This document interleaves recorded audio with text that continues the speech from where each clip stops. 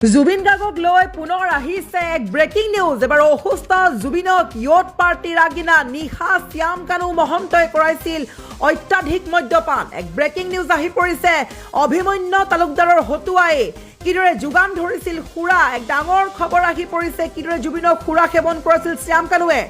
adalotot jukti dorkhai ebar odhiboktai korise dangor montobyo Syam Kanue বিশ্বাস দিবলৈ hotel কৰ্তৃপক্ষক মদ নিদিবলৈ মেইল কৰিছিল কিন্তু হেয়া এক চতুৰালি আছিল শ্যাম কানু মহন্তৰ পিছত অভিমন্যু দত্তৰ হতুৰাই মদ কিনি দিছিল জুবিনক আৰু সেই মদ খাই অৱশেষত শেষ হৈ পৰিল হাৰ্ট অফ জুবিন গাৰ্গ এই মুহূৰ্তত অধিবক্তাৰ মন্তব্য আছে কিন্তু মন্তব্য শুনাৰ পূৰ্বে আমি পুনৰ এবাৰ বিশ্লেষণ কৰি আগবঢ়াইছে এই খবৰ যে জুবিন গাৰ্গক লৈ ডাঙৰ খবৰ আহি পৰিছে যিমানেই আচলতে আদালতত বিচাৰ চলিছে সিমানেই ওলাইছে বেপাৰী মহন্ত বুলি যাক কোৱা হয় শ্যাম কানু মহন্তৰ মিথ্যাচাৰৰ কথা অসুস্থ জুবিন গাৰ্গক শ্যাম কানুৱে কৰোৱাইছিল অত্যাধিক মদ্যপান মদ দিব নালাগে বুলি মেইল কৰি নিজেই জুবিনক খুৱাইছিল মদ এটা এক প্ৰকাৰ সতলাভ কৰিছে যে জুবিনক মদ নিদিবলৈ হোটেল কৰ্তৃপক্ষক যেটো মেইল কৰিছিলে শ্যাম কানু মহন্তই হেয়া এক প্ৰকাৰ বিশ্বাস দিবলৈহে বা এটা প্ৰমাণ থবলৈহে সেই মেইল কৰিছিল হয়তো শ্যাম কানু মহন্তই কিয়নো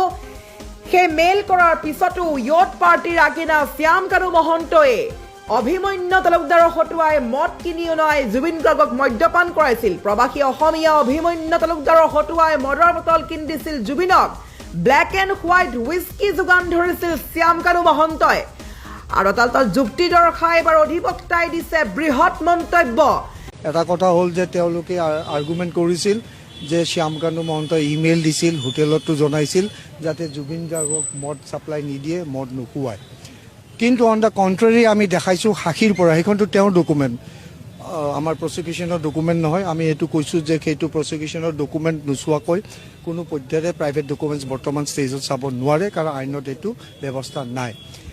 অন দ্য কন্ট্ৰাৰী তাৰ বিপৰীত আমি এটা ডাঙৰ বস্তু দেখাইছিলোঁ NRIৰ সাক্ষীৰ পৰা যে শ্যাম কানু মহন্তই অভিমন্যু তেওঁক মদৰ বটল এটা কিনি আনিব দিছিল কি ব্ল্যাক এণ্ড হোৱাইট ব্ৰেণ্ড নেকি আনিব দিছিল আৰু সেইটো তেওঁ বাই কৰি আনি তেওঁ লবিত